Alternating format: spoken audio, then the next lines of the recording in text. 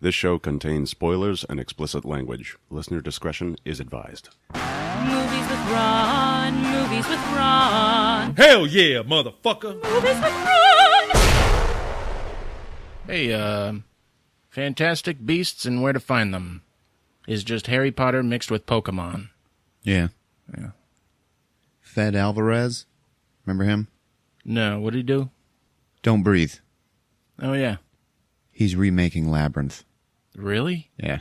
Wow. Weird, huh? Yeah. You know what I heard? Labyrinth didn't do well when it came out.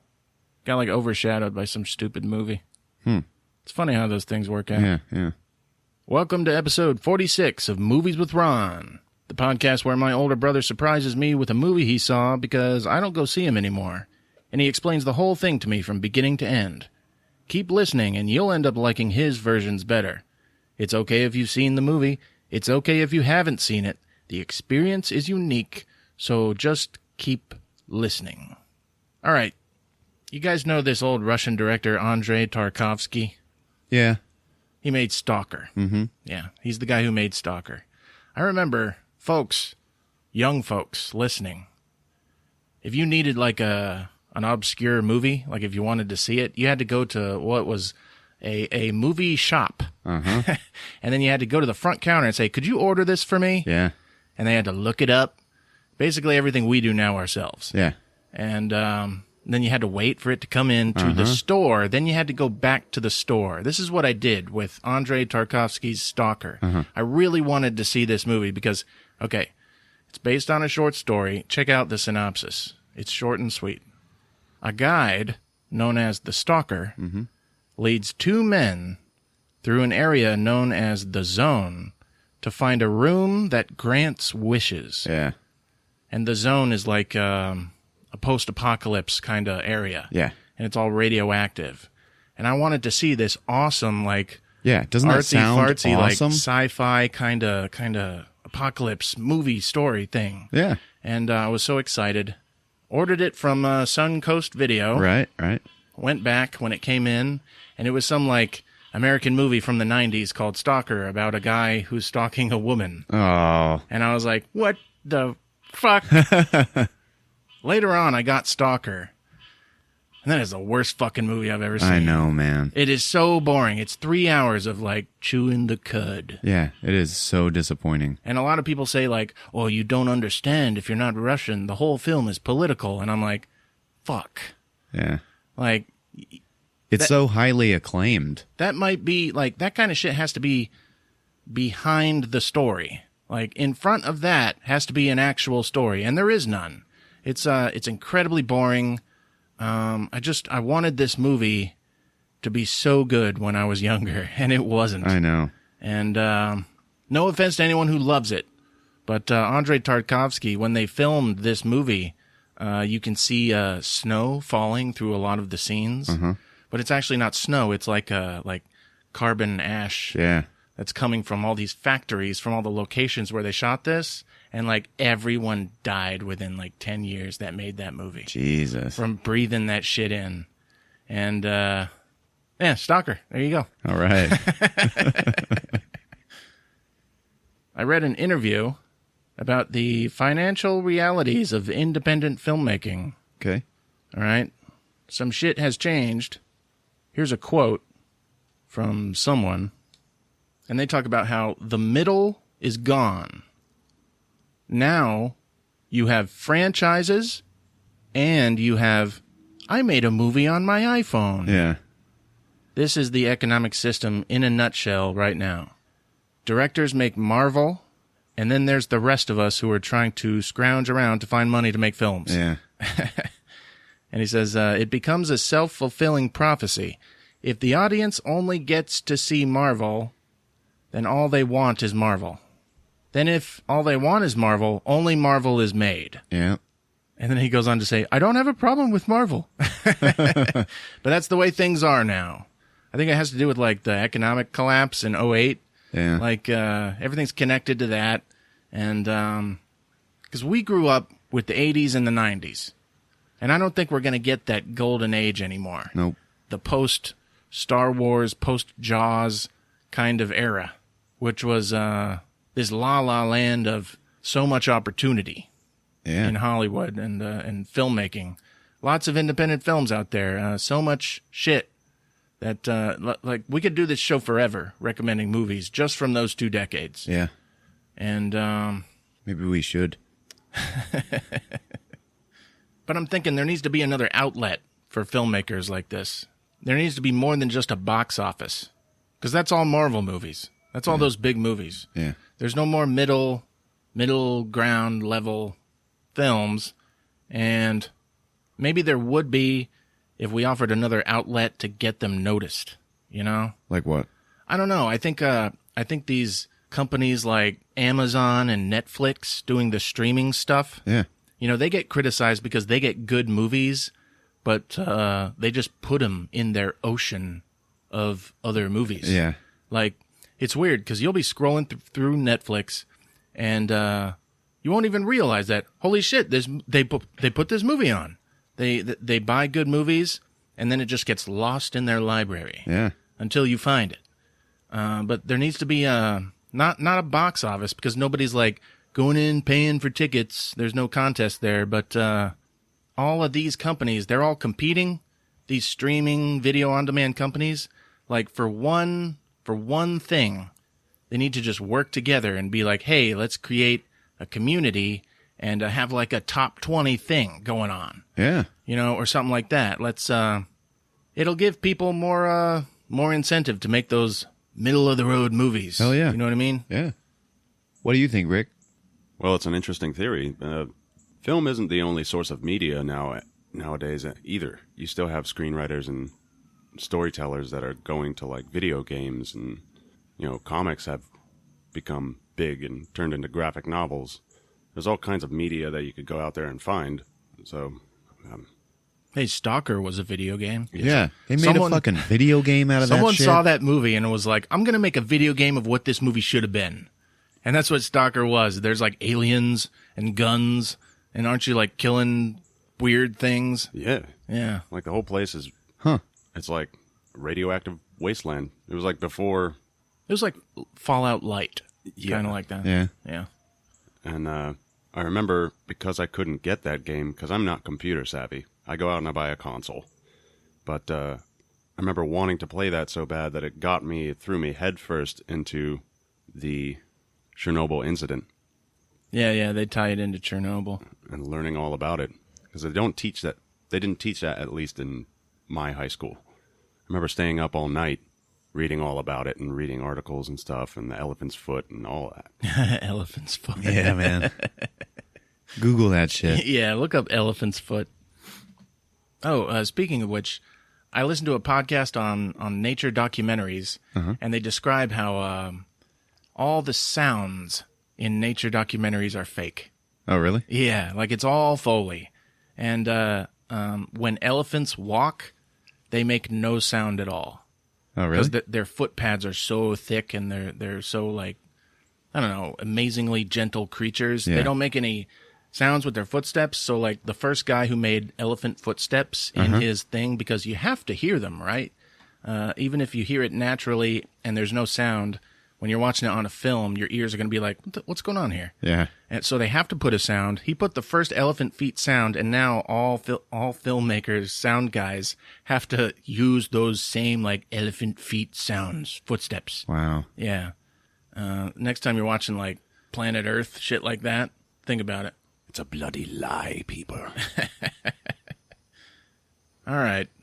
What was the movie where a bunch of hazmat guys evacuated a neighborhood, and it was just thieves in an elaborate con? I was just talking about that movie at work like 3 days ago. Really? How the hell do you know what I don't that know, movie man. is? I was trying to think of the title of it, because That I was movie like, that would be a good thing to do. Like, that's smart. Oh, yeah. It's called The Taking of Beverly Hills. There you go.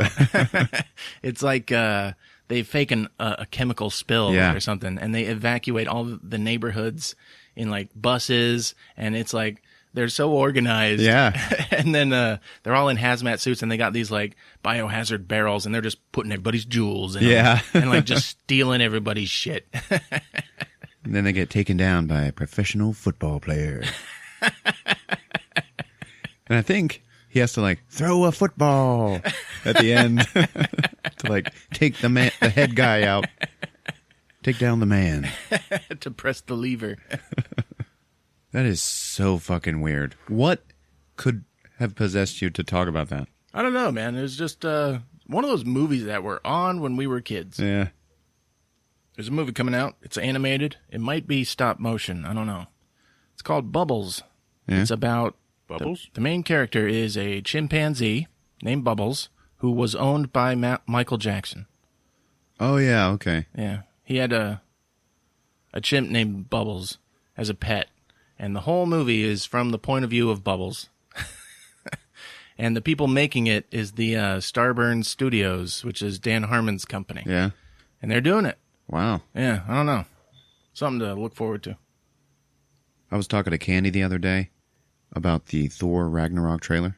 Yeah. And she was talking about Jeff Goldblum, but she slipped up and she just called him Jeff Bloom. Fucking Jeff Bloom. Yeah, I'm wondering, why don't people call him that? We'll call him that from Good now old on. Jeff Bloom. Fucking Jeff Bloom.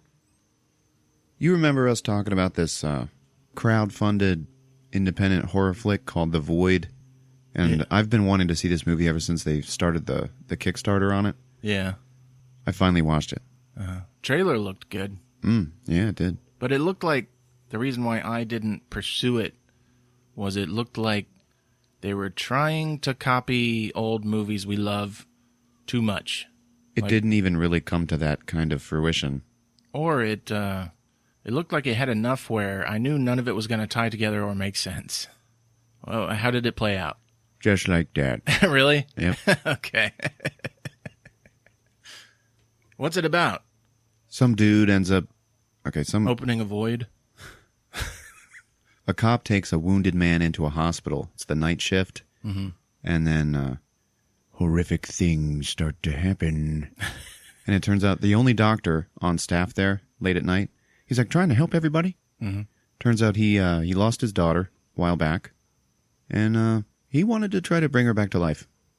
So he started black magic. Okay. And it's like the whole movie, like he's behind it. Yeah. And he's the one opening the void. It's like a gate to hell or something. I don't know. Okay. Were there like monsters and shit? There was one big monster. Everything else was like just like crazy people. Sounds disappointing. It was a little bit. Well, I love a good monster flick, that's for sure. And it was actually you were talking about H.P. Lovecraft a while ago. Oh, yeah. And I just jumped onto YouTube because I have YouTube audio tapes of all the H.P. Lovecraft novels, and they're public domain. Well, welcome aboard. Oh, man. I've been getting my fill on that. And also wondering when we might see one of those stories. Guillermo del Toro tried to make At the Mountains of Madness, and then, yep, nothing. Yeah. He does that with a lot of shit to the point where I stopped paying attention to him. Me too. Now, they've made other Lovecraft stories into movies, but they're all like direct-to-video crap.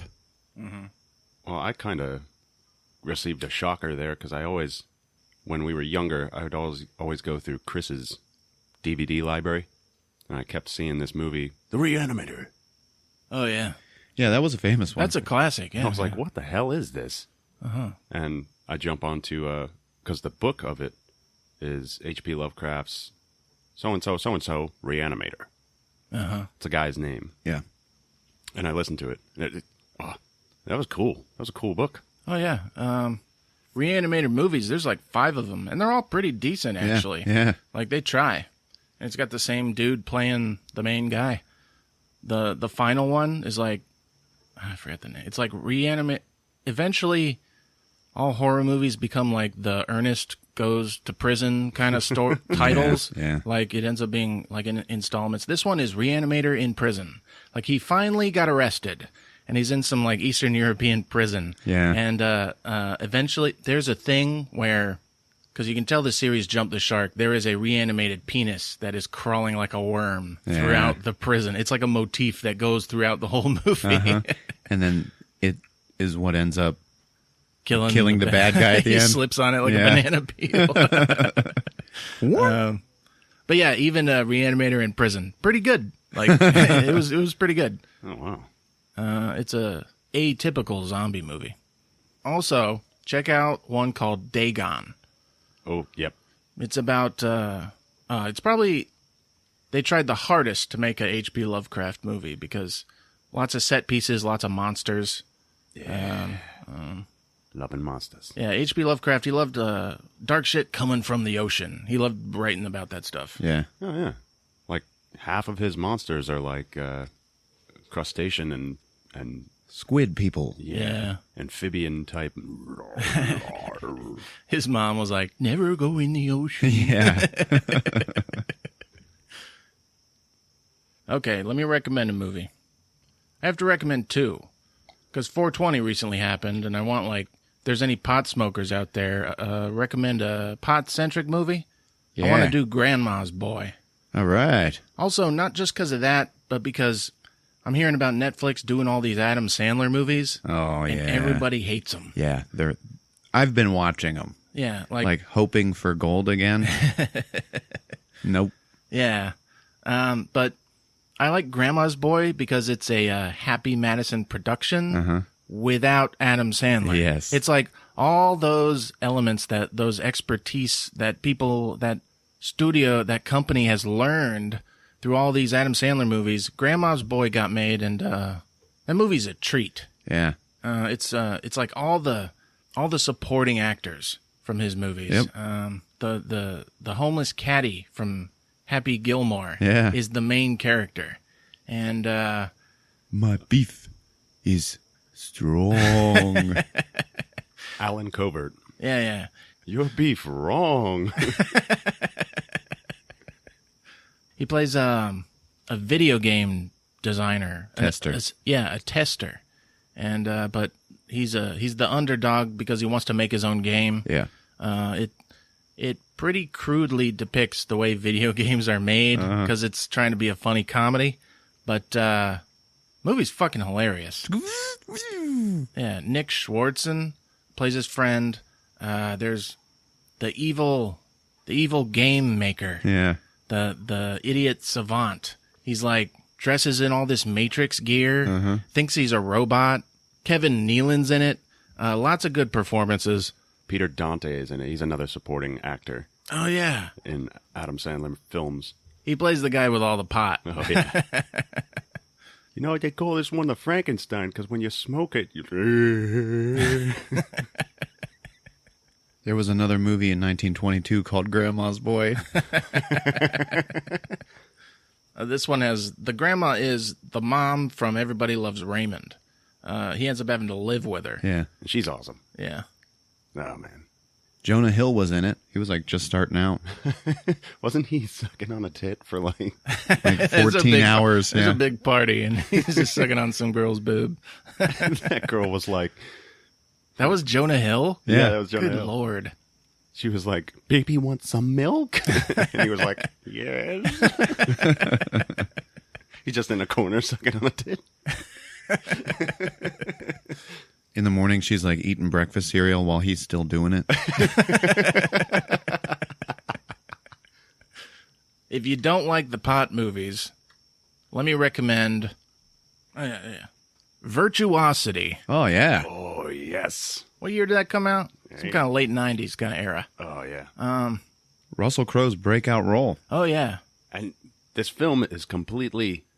Like, if it didn't have Denzel Washington and Russell Crowe, it probably would have been a flop. Yeah. Denzel Washington, main character, plays a cop. I think he killed someone. He went to prison. Now he's the good cop who's wrongly in prison, and he's the only one who can fight Russell Crowe, who is like a virus in a computer world. He's a simulation of like a crime boss and a killer. And then he winds up getting all these different psychotic personalities from different cases. Yeah. Yeah, and he turns into like the ultimate killer. He ends up turning real. That's part of There's the like crux of the movie. There's like a machine. Little, there's like a little scientist in the background of the story who was like working on a way to make computer program, put them in real bodies. And he was like, he He just wanted to have sex with a video game. That's what he wanted. Yeah. And that's how Russell Crowe gets out. There you go. He had sex with him, too. So then they have to bust Denzel out because he's the only one that can catch him. Mm-hmm. This movie's like, it'll be in a 3-for-1 bin paired up with Johnny Mnemonic and Hackers. Yeah. But Virtuosity is it's a pretty decent movie. It's like an action romp. And it's kind of like those movies, and remember Lawnmower Man? Yeah. When people just wanted to show you how good computer effects are getting. Yeah. And this is one of those from the 90s, but there is sentimental value there. Check out Virtuosity. The poor man's Demolition Man. Yeah, that's what that is. Send a maniac to catch a maniac.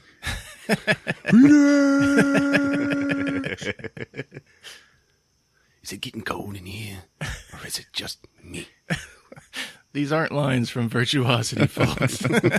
Come on, Hal. Where are all the goddamn phaser guns? We'll do Demolition Man another time. That might even be like I do want to do Demolition Man. a recap of it. Yeah. Studio Porch. No. Duck Shit Studios. Okay. Duck Shit. Recorded live at Duck Shit. You know, guys, in about 3 years, we can officially start using this is the 20s. Yeah. You like The that? roaring 20. We'll make it roar. Yeah. The millennial 20s. What are you talking about? This is the 20s. You start speaking with a transatlantic accent. I think like as a whole, people are just, we all have so much technology, so we don't have to be smart. You know, Yeah. we can stay dumb, but when we're forced to like, oh, what are we going to do with our society? We'll be like, well, what happened in the last 20s? And we'll just emulate that. Yep. Like we'll all just revert back to like flappers and like growing mustaches Yeah. and curling them at the end and like having top hats and shit. I don't know. Oh, my God. Top hats again? Eventually we'll have those big, Bare knuckle boxing match. we'll have those big cars that were just looked unnecessary. Yeah. Those big tanks that they drove. Yeah. Come see the strongman competition. Ho! I want to go back to the phones where you have to hold the receiver and then stick the thing up to your ear. Or no. Yeah. I'm sorry, I got that the other way around. Talk into the receiver and then you hold the little cup to your ear. Yeah, there you go. Gotta phone it in. They still make those. They'll We're make- all digital now. They'll be hanging from everybody's belts. All right, so Free Fire. Yeah, man. Okay. I heard the thing about this movie is it's a big shoot 'em up movie, Oh, yeah. It's all one big shootout. but they're not really good at shooting. Correct. Like it's more realistic. And it made me think of Unforgiven with Clint Eastwood and how they describe in that movie. If a guy's like 5 feet away from you and he's compelling you to shoot him, like it's a tense moment, Yeah. 9 times out of 10 you're going to miss him, like from that close away. Really? Because later on, he's like, people who haven't shot that much, they think they know how to shoot, but there's so much going on that you don't take into account, like, that's affecting you. And later on in the movie, there's a scene. He's in a room with like 5 dudes, and he blows them all away, and they are all shooting at him and missing. Wow. Like, it's a movie that was kind of postmodern and demystified the Westerns. Yeah. With that fact. And I heard this movie kind of does the same thing. People get shot. You certainly do get your fill of ricochet noises.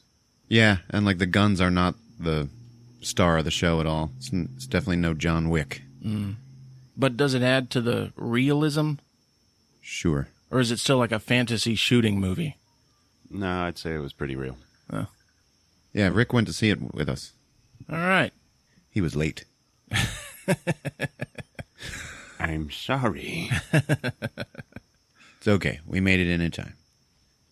All right, folks. Throw on that 8-track John Denver tape and put a comb in that beard, because it's time for Free Fire on Movies with Ron. All right, so this movie is mostly shooting and small talk. Mm-hmm. So I'm going to do my best. Might be pretty short. All right. All right, so there's a few logos, and then we see a flyover at night of Boston. This movie takes place in 1978. And we zero in on an RV that's driving down the road. And in it, there's just two guys. One of them's pretty beat up. He's got a big black eye. And his buddy is like, "Hey, man, you look like shit." He's like, "Yeah, man, that guy beat my ass last night. I don't know." And then it says, "Free fire." Mm-hmm. So they're driving in the RV, going to meet somebody. Then we cut to who they're meeting. And it is Michael Smiley, Brie Larson, and Cillian Murphy. And they're parked outside of this old abandoned factory, like waiting to do some kind of deal. Mm-hmm. Okay, so Cillian Murphy, who is playing Chris, he's Irish. And he is in America to buy M16s for the IRA. Okay. Brie Larson and Michael Smiley are like helping him. They're like facilitating this for him and arranging a meeting between he and the arms dealer, Sharlto Copley. All right. So they're kind of nervous and, they're talking about it. And Brie Larson's just like, "Oh, yeah, I just wanted to go smooth." And it cuts back to the RV. And the beat up guy's name is Steve-O. And he's talking about his pregnant wife. The guy's like, "Man, your wife is pregnant again? If you hate her so much, why do you fuck her so much?" Okay, so Michael Smiley is playing Frank. And it turns out that he is Steve-O's brother-in-law. Okay. So they know each other. Is he the guy from Spaced? Yeah. Oh, yeah. The raver guy. Uh-huh. You lucky people. Any Spaced fans out there? I am. So inside the car, Chris asks Brie, are you FBI? Was that Irish? That's pretty Irish. Good thing he doesn't talk much. And she's like, "No, I'm IIFM." And he's like, "What?" She's like, "I'm in it for myself." And he's like, "Yeah, okay." So they all get out and they all meet Steve-O and his buddy. Who's the buddy? His buddy is Bernie. Okay. And Steve-O has this big shiner, so he asks Brie for some makeup. And like she gives it to him and he puts it on. Or Chris puts it on him. And it hurts because it's a fucking black eye. Mm. So they're waiting for one more guy to show up, which is Armie Hammer, ladies and gentlemen. The Lone Ranger. So he is a rep for the arms dealer. So he's got to check everybody for wires and stuff. And they say some sort of funny small talk. So they're all working together? Except for Armie Hammer. He's part of the other team. Okay. And we're still waiting on that other team? Yeah, they're going to meet him now. Okay. And then Chris is like, "Fuck the small talk. Let's buy some guns." And then they start walking through the old factory, and we get the first big song of the movie, which is "Better Run Through the Jungle." And it plays for like a really long time. And they're like walking in slow motion. Very Reservoir Dogs. See? Yeah. This movie is just Reservoir Dogs, better done. Yeah. By the way. So they're walking through, and Armie's leading the way, and they're all talking shit to each other, and one of them's like, "Yeah, well, okay, so here we go." Now they're inside the main set piece, which is just the factory floor inside this old building. Mm-hmm. And somebody's like, "Okay, how about some intros?" And Armie just yells out, come out, wherever you are." And then up comes Sharlto Copley, baby. With his big old sideburns and his weird 70s suit and sunglasses. He's walking up with his friend Martin. It's like his partner. Yeah. Turns out Sharlto, whose name is Vernon, knows Brie Larson. And he's like, "Hey, you put on a bunch of weight?" I can't, no, don't use that. And he starts talking, and I don't know, I might need Rick's help for his voice. He's South African. It's tough. The South African accent. Yeah. Fuck it, I'm not going to try. I heard you put on a bit of weight. There you go. Bit of white. There you go. Put on a bunch of white? And what's his name with the shiner? Steve-O. Steve-O and his buddy are in the back. They're like, what the hell kind of accent is that? I don't know. I think it's a... Fucking Austrian? Austrian? So he's like, hey, you want to check out my merch, eh? Got a whole truckload of them. So he pulls out this assault rifle, and immediately Chris and Brie just start talking amongst each other. And Vernon is like, what the fuck? You know, you guys don't have very good manners. You know, I'm trying to give you a rundown of the merchandise, and you just start talking amongst each other. You know, what's going on here? And Brie just goes, that's not what he ordered. And he's like, aye? And Chris is like, yeah, that's an AR-17. I ordered M16s, okay? So, this isn't what I wanted. And then Sharlto goes, it's not what you wanted, eh? But does it look like a fucking pizza delivery? Hey, Boyke? yeah, he says Boyke a lot, like he did in Elysium. Which is South African for chap. So then Martin starts talking to him. He's like, look, you're not going to find anything better for this money. And Brie, like, agrees with him. So, you know, probably just go ahead and buy the AR-17s. Chris is like, yeah, okay, well, I want to test it. So then somebody loads up a mag and hands it to him. While that happens, Armie Hammer, who is like the security hired by Sharlto Copley, he's like, okay, just so everybody knows, while the rifle is live, I'm going to have my gun out. Okay? Mm-hmm. And they're like, yeah, okay. So Chris starts firing this gun into the, you know, off into the warehouse. And Vernon was like, just wait until I'm standing away from you, man. I don't want to burn my suit or anything like that. And then Chris just starts shooting it. And yeah, shells fly off and burn Sharlto's suit. And he gets all pissed off and starts yelling at him. So then it's time for the money. And they pull out a briefcase. They open it up. I don't think we ever found out how much was in it. But it's full of 70s money. Yeah. He's like, my associate will count it. Then it cuts to outside. There's a red van, okay? And in the van are two more dudes. So the driver of the van is, he's like this long-haired dude with glasses, and he's looking at his knuckles, and they're all bloody. And his friend is like, yeah, you better wash those knuckles, man, or they're going to get infected. And you, as a viewer, are just like, what? Like, who'd he beat up? Mm-hmm. And that guy is like, hey, you know, is this radio working? Because, you know, I don't want to miss my cue, man. You know, when I'm supposed to drive in there. Yeah, it's working, man. It's working. Back in the warehouse, Armie is talking to Frank.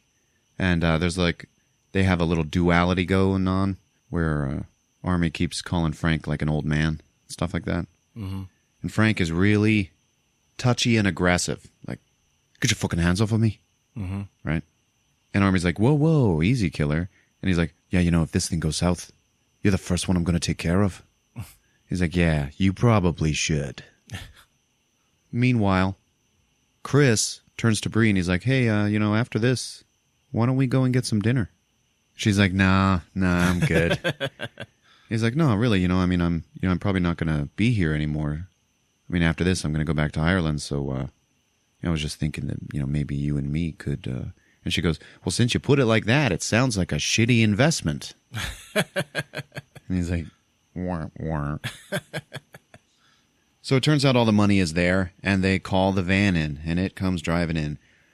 While it's driving in, the driver pops in an 8-track tape of John Denver, and it just starts playing Annie's song. You know, you fill up my senses. All right, and he's driving in like real fucking slow, and it's this big cinematic moment with that song playing. Mm-hmm. As it drives in, Steve-O with the black eye looks in and realizes the driver is the guy who beat his ass last night. That's why his knuckles were bloody. So he starts freaking out and wanting to leave, and you know, everybody else is like, fucking cool it, man. So then Sharlto, he's like mingling with everybody and, you know, trying to keep everything positive and being happy and shit. So Martin's like, Vernon, man, come here. You know, in that van, you know we have M16s in that van. He's like, man, don't bother me, man. I'm mingling. I was like, yeah, but like, what if they see it? He's like, all right, well, yeah, those M16s, those are for the Libyans. Yeah. Okay, we're not wasting those on this guy. So just don't let them see him. All right. And I figured that they would end up seeing them, and that's why the deal goes bad, right? Yeah. That is not it was never mentioned again. Oh, yeah.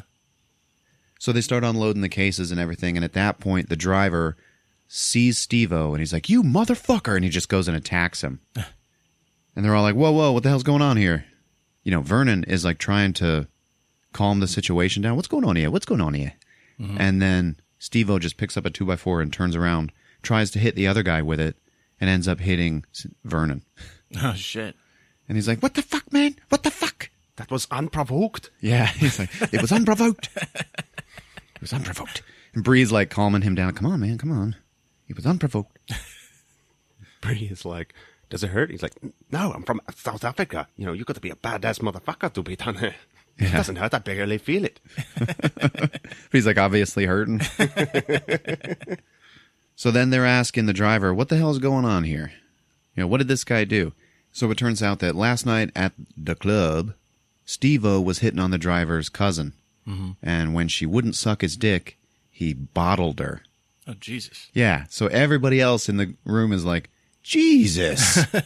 Like, he totally deserves it. Yeah. And so Chris and Vernon start talking about how they're going to calm this situation down, because now everybody's all on edge and wanting to, like, take flight or start shooting. Yeah. Everybody's agitated.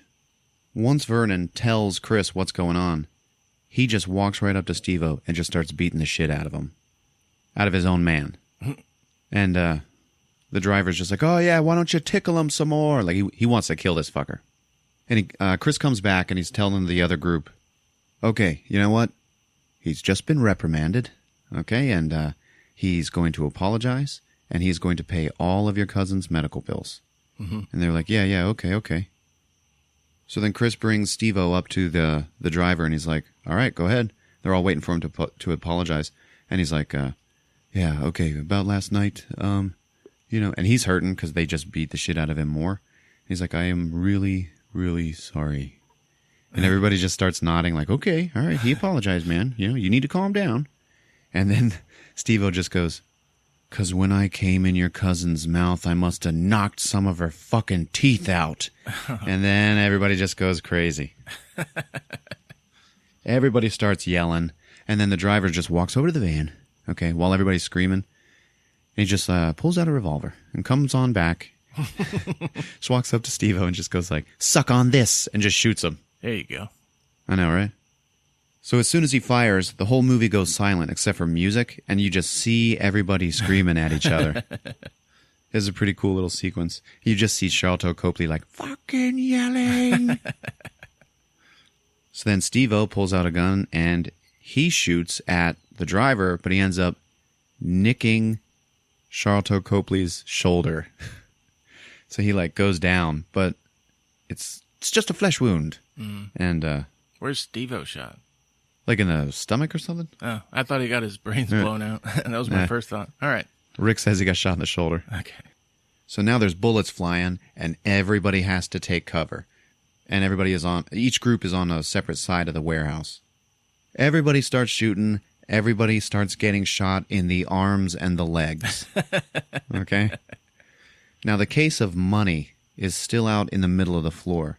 Martin, who is Vernon's right-hand man, goes out to get it, and he gets shot in the fucking head. Oh. And he just stands there. He does not fall. And he just kind of like stumbles around like he's drunk. And everybody's like, "Oh, fuck, Martin." Yeah. Vernon's like, Martin. And then he falls down. Okay. And then Brie just yells out to everybody, "Will everybody just calm the fuck down?" So Martin is still like kind of hanging on to life there. And he just points his finger off into the distance, but nobody sees it, and then he like dies.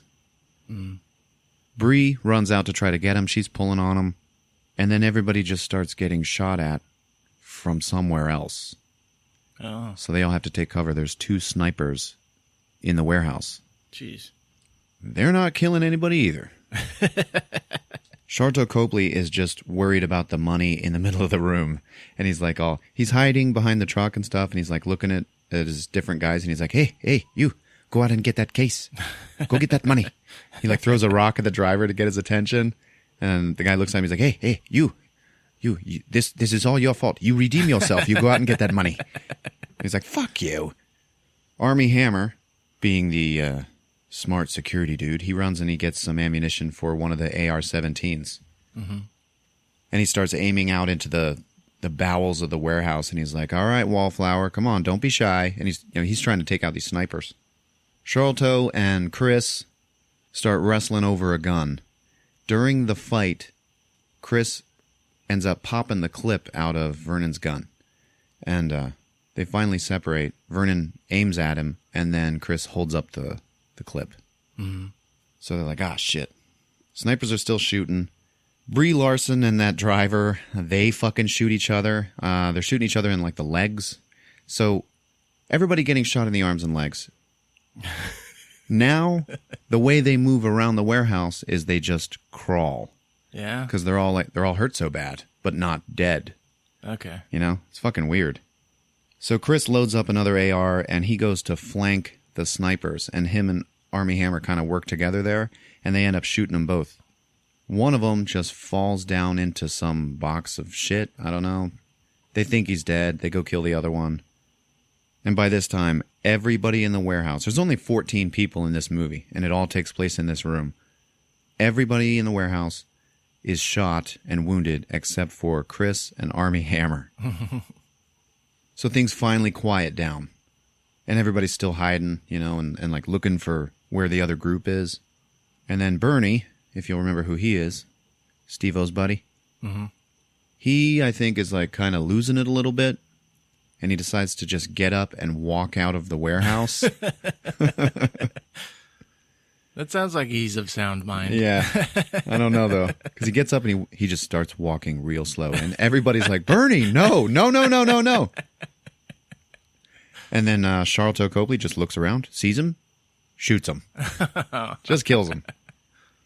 Steve-O starts bawling, crying, and he runs over to him and he's like, no, Bernie, come on, man. You're my best friend. No. And Army Hammer, who is hiding behind a stack of AR boxes, he lights up a joint.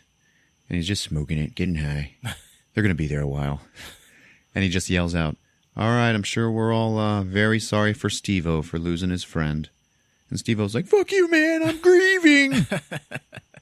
Then the driver, who hates Steve-O, he's like yelling out, making fun of him, crying, like, and like pissing him off more. He's like, I'm coming for you, man, I'm coming for you. So everybody's still hiding, and Steve-O, you know, just like Army smoking his joint, Steve-O decides to freebase some heroin. Right there in the middle of this shootout. So they all start talking to each other across the room. They're like, so which one of you guys hired the gate crashers? What's going on here? And everybody else is like, we don't know.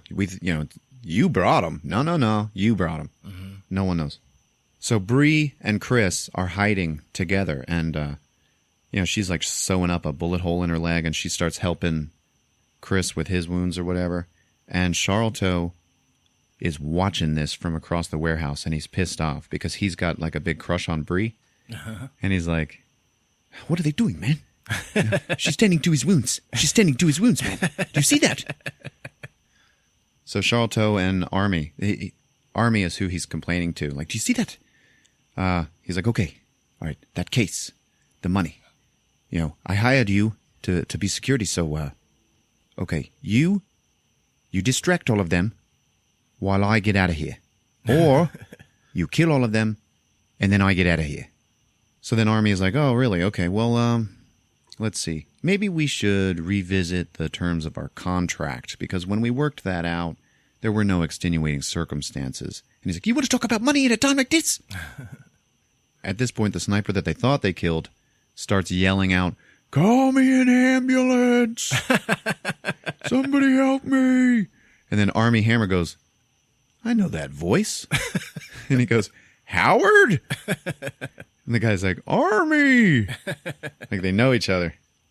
He's like, hey, who hired you, man? And he's like, I'm not a snitch. I'm not going to say anything, but, since it's you, Army, I'll tell you. And just as he's about to tell him, Steve-O shoots him dead. Uh-oh. But I think he shot him on accident. Like he was still trying to shoot the driver guy, his mortal enemy. Yeah. So now they still don't know who hired him. Chris calls out to Sharlto and he's like, yeah, hey, okay, how about this? Let's just let Brie Larson leave, okay? And she can go and get help, and she can contact both of our peoples, and then they can just come and get us, and we can all get out of here. And Armie Hammer and Sharlto are like, yeah, okay, all right. And then Brie Larson is like, yeah, I'll go if I hear Sharlto promise me he's not going to shoot me in the back. Mm-hmm. Sharlto looks at Armie and he's like, oh, you see that? See, yeah, she's making it personal. She's making it personal now. And he's like, promise her. And he's like, what? All right. Okay, cross my heart. So then she gets up to leave, and she starts walking out, and all of a sudden, everybody just hears a phone ring somewhere in the building. And they all just freeze. And they're like, oh, holy shit. Because everybody's thinking, oh my God, there's a phone in this building. Like, if we can get to it first, we can call our people, and then they can come and kill their people. Yeah. So we get the guns and the money. Sharlto's like, I can call the boys. And then he just shoots Justine. Yeah. And, she goes down, and she's crawling around dodging bullets and stuff. And this pisses Chris off, because remember, he's got a crush on her, too. He wanted to take her to dinner. So he's yelling at Sharlto, like, I'm going to kill you. Mm-hmm. So now it's just more of this huge standoff happening. People just taking pot shots wherever they can. Everybody's laying on the ground behind shit, just hiding. At some point, somebody shoots at some door, and it opens up, and all of these oxyacetylene tanks fly out. And they just crash onto the ground. Everybody keeps shooting. Steve-O ends up shooting one of them, and the whole thing explodes. But a couple of the tanks just like fire off like rockets and shit. Yeah. And it's like the major damage of the shootout. Afterwards, everybody's ears are ringing and everything. So when Sharlto was shot in his shoulder, he was all upset, because he thought he was really hurt. And they were like, calm down, man. You just got grazed. He's like, yeah, but my fucking suit, man. He ends up getting shot somewhere else later, and he's talking to Armie, and he's like, am I going to fucking die? And Armie's like, no, man. It's just a flesh wound. You're bleeding, but, no major arteries. You're okay. You got at least an hour and a half. He's like, what the fuck does that mean? It's like, that's the golden rule, like in an hour and a half, you'll probably bleed to death. He's like, oh, shit. Well, how long has it been already? So he's crawling around in the dirt, Sharlto, and he's like cutting his hands on the glass, and he keeps thinking about that hour and a half rule. So it shows him, and he starts tearing up cardboard, right? And you're just like, what the hell's going on? Then, in between that, you see, other people hiding and shooting at each other and crap. But then the driver sees what Sharlto is doing. Because Sharlto has a piece of cardboard taped over his arm, and then another one like taped over his leg. And that guy, who is American in this movie, his name is Jack Rayner, and he's Australian. Mm-hmm. And it totally shows in this scene, because he just like looks over at Sharlto and he goes, I like your cardboard armor. And then Sharlto just goes, it's protection from infection. It's funny as shit. And he's like, I've got to get to the phone. Got to get to it. So he starts crawling. Meanwhile, Brie is crawling, and it turns out that throughout the entire firefight, Sharlto and Brie are both crawl racing for the phone. But they're going like real fucking slow because they're both all shot up. Everybody's hiding behind crap and crawling around. Frank, he's crawling, and he gets a fucking hypodermic needle in the palm of his hand. Shit. Yeah, that's what he said. So he's going for the phone too, and he is actually the one who gets to the doorway first, to the stairwell, to go up to the phone.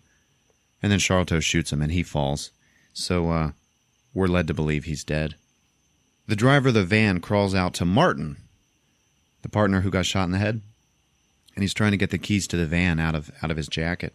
And he's looking at his head, and he just goes, Jesus, man, so that's what a fucking brain looks like. And then Martin wakes up. Oh, shit. And he's like, what the hell's going on here? And he's like, oh, my God. So then Martin stands up, and he's just like, where the fuck am I? And he's like looking around. He looks at Armie Hammer, and he's like, hey, I know you. Yeah, I know you. And then he just starts shooting at him, shooting at his own teammate. And he starts yelling for Brie. And he's like, Brie! Brie! Come on, don't leave me alone here. What's going on? He goes and he gets an AR-17. And he starts shooting at Armie Hammer, and he's shooting at other people. And he walks up to the dead sniper, and he's like, Howard, what the fuck, man? What the fuck did you do? And he leans down to him. Howard is dead. Yeah. But he's like, man, this was a simple job, Howard. You fucked it all up. Okay. So he's the double crosser. He's like, all right, I want my fucking money. And he's looking for the case.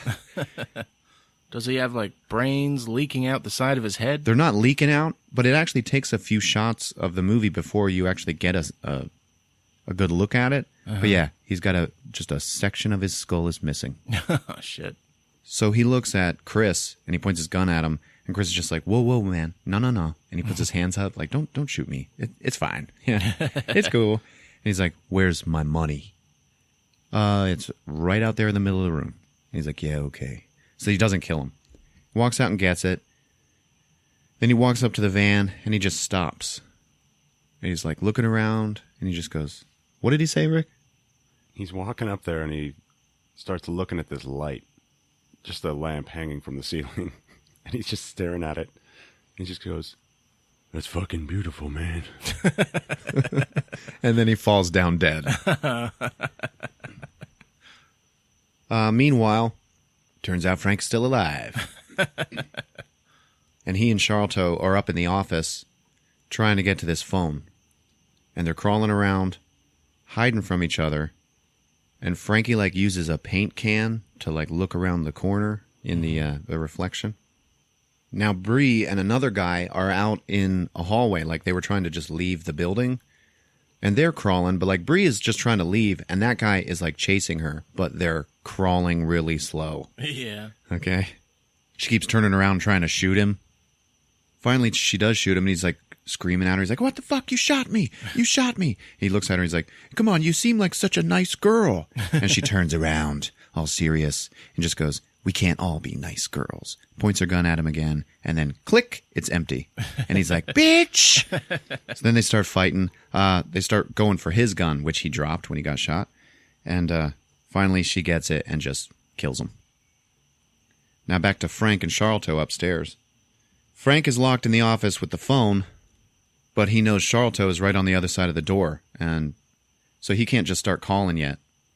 And he's like knocking all the shelves over, looking for anything he can use to defend himself, and he finds a bunch of lighter fluid or gasoline. And then all of a sudden, Sharlto, who is on the other side of the door on his knees, like trying to look in the keyhole or something, I don't know, just sees all of this fluid just start flooding out from under the door. And then he's in the middle of the puddle. And he looks, and he's like, the hell? Puts his fingers in it, smells them, and he's like, oh, shit. And then it just erupts in flames. And he's like, fuck. And, he's like rolling around. He is on fire. And he's rolling around trying to put himself out. And I was like, good job, Frank. Fuck yeah. That was a cool move. Anyway, he puts himself out. And then he just walks up to the door and just shoots right through it. And Frank just catches it right in the head. Oh, shit. But then we see what Sharlto actually looks like now. And his arms and his hands are like completely burnt to a crisp. Oh, shit. Like they are charred black. And he's like shaking and shivering because he's like so fucked. At this point, some random dude pulls up outside the warehouse. And he's just like looking at the cars and whatever. And starts walking in. Just walking through, and he like hears gunshots and shit. And then he just, he's a new player in the game, okay? Mm-hmm. So now Sharlto, who is still like, pretty fucked up from the burn, he's just like kind of sitting there in the hallway. And now Chris is crawling upstairs. Sharlto hears him coming. And he's got a pistol in his lap. And he's like trying to reach for it with his shaky burnt hands. Like they hurt so bad he can like hardly even hold it. Mm-hmm. Right about here, we see Brie. She's like kind of stumbled up to her feet. And then she just finally just goes, oh shit. And she just falls. Like she finally died. Mm-hmm. And it's like, oh, shit. Yeah. She was cool. Yeah. Chris comes around the corner, and Sharlto is able to squeeze off one round. And then he, like, drops the gun because it was so difficult to do with his fucked up hands. Chris rolls out of the way, dodges it, and then aims his gun at Sharlto Copley, who just says, "Wait." And then Chris just goes, "Nope," and just shoots him right in the face. And the bullet enters right through the tip of Sharlto's nose. And he is killed, but there is no other facial damage when it happens. Like, obviously the back of his head is blown out, but just like the tip of his nose just like turns into a little bloody hole. That's weird. Yeah, it was a little weird. So then Chris, he's like, okay, sweet, I'm going for the phone. He goes, picks up the phone, and dials a number. He was just starting to say that he needed help when Armie Hammer, just like out on the factory floor, follows the cables down from the office and sees, oh, the phone line is right here on the wall. And he just walks up to it and rips it out. So the phone goes dead. So now we got that new guy who just walked into the building, and he's like he walks into the factory floor, but everybody is hiding, and he can't see anybody. So he thinks it's totally empty. He's like, hey, so-and-so, guys, what's going on here? And he walks by the driver who's hiding with a crowbar, and the driver just knocks his legs out from under him. And the new guy, who is a huge dude, just picks him up and starts beating the shit out of him and, like, throws him over the van. And it's weird. Like, I was like, oh, he's going to break his neck. Because he landed on the other side, like, head first. So then he's all, like, winded and, not dead. And he crawls under the van, gets up, picks up the crowbar, and then beats that big motherfucker to death with it. That whole time, Chris is watching out through the windows upstairs, and he's like, come on, big guy. Ah, fuck. Because the driver just killed him. Oh, yeah. So every time there's, like, a chance to get a leg up, they're just fucked again. Yeah. So then the driver goes and picks up the money in the middle of the room. Mm-hmm. Armie Hammer sees it, and he goes, no. You take one more step with that money, and I'm going to shoot you in the head. And the guy's like, fuck you. They start shooting at each other. And the driver actually makes it to the van, gets inside the van, and starts it up. Mm-hmm. And then John Denver starts playing again. And it's like real fucking loud. And he's like, fuck it, I'm driving out of here. And he starts driving through the factory floor real slow when Steve-O sees it. And Steve-O gets on the radio and he's taunting the driver. Because remember, they haven't settled their score. Yeah. And he ends up crawling up to the van, because the van is driving so slow, he could crawl to it. And he ends up opening the passenger door, pulls himself into it, and starts fighting with that asshole while the van is just driving. So they're fighting and, like, biting each other and shit. And the weirdest thing happens. Like, while they're struggling, the window behind the driver breaks out, and you just see through the window it was Armie Hammer trying to shoot the driver. And it's going real slow, and it just like passes by Armie. So he's just like, shit. Steve-O ends up falling out of the van, but he's got the money case. So he's like, haha. At this point, remember, there is still like a fire burning up in the office. Okay. So there's like smoke and stuff, and the driver, still driving the van, realizes that the money is not there anymore, so he turns the van around. Still going pretty slow, and he's coming back for it. Steve-O is laying on the ground, and he just points his gun and starts shooting into the windshield, trying to hit the driver. It does not work by the time the driver gets the van to Steve-O and runs right the fuck over his head. As he runs over him, Steve-O's gun goes off and fires up through the driver's seat of the van, into the driver's ass, and I guess up into his internals and his brain, because he fucking dies from it. Oh, jeez. Yeah, it was awesome. So then the van just keeps going and just gently bumps to a stop. So now the only people left alive in the building are Armie Hammer and Chris upstairs. So now the fire sprinklers go off. The two of them are all wet, and they're, they still have a standoff. So they yell out to each other, all right, what do we do now? And then Armie's like, you know what? How about a beer, dude? He's like, yeah, okay, who's buying? Armie picks up the money, and then he just yells out, technically you are. So he's like, all right, you know what? the way I figure, we got about 15 minutes before the cops actually show up now. So, let's just get out of here, man. And goes and helps Chris up, who is shot. And he's like grabbing him and just like helping him over to the van. Like they're enemies, but they need to put that aside for now. Mm-hmm. Walks over to the van and he's like, damn, looks like Harry got shot in the ass. Harry's just like slumped over dead inside. He's like, all right, man, you just sit here, sit on the bumper and I'll be right back. And he turns around and then we hear boom, boom. Army Hammer got shot in the fucking head and then Chris takes one in the chest.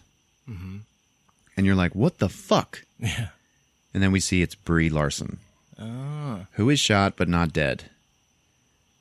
And she just limps over to him and picks up the money case and looks down at Chris, who's like, hey, what the fuck? And they had developed a rapport, I think like somewhere in the middle of all that, she was like, okay, maybe we can go to dinner. Yeah. Because he really liked her. And she's like leaning down to him and says, I'm really sorry you got in the way. And he's like, yeah, it's fine. And she's like, about dinner, is it okay if I take a rain check? And he's like, yeah, you know what? You take what you want, girl. It's fine. She's like, all right, cool. So she's just walking away and she's about to leave the warehouse when right outside the door of the warehouse, we see police lights. And then she just turns her face back towards the camera and then the look on her face is just, oh, shit. And then the credits roll. That was pretty good. Yeah, it was a good movie, man. Yeah. I liked it. Mm-hmm. Like I said, it's a Reservoir Dogs, but like way fucking better. Yeah. Taking advantage of like a small little location. Yeah. And I was reading up on some of the production notes, and it turns out the director, like, when he had the idea for this, he built the set in the video game Minecraft. He was like, this is all we need. That's pretty cool, actually. Yeah. Doing storyboarding and shit that way. Yeah. We just got followed by another podcast called Share a Slice with Sean. Looks like it has something to do with pizza. So there you have it, guys. Free fire on Movies with Ron. Good job, man. Thanks. I don't think there'll be a sequel. And I'll run through the jungle. Having John Denver stuck in your head. Oh, yeah, man. Like the whole ride home. You fill up my senses. It ended up being like the big theme song of the movie. It was weird. Like the whole time the van's driving? Yeah. It's like that movie, The Matador, where that song, it was the heat of the moment. Yeah. It's fucking playing the whole time. The whole time the heist is happening? Yeah. Yeah. The Matador. I saw that in the theater. That is a great movie. Well, folks, if you like what you hear, leave a rating and review. We're on movieswithron.com and Twitter and Instagram at movieswithron. Mm-hmm. And hey, if you're on iTunes and you leave a review, be creative. I like reading them on the show. All right, it's been fun. All right, love you guys. Take care. Movies with Ron.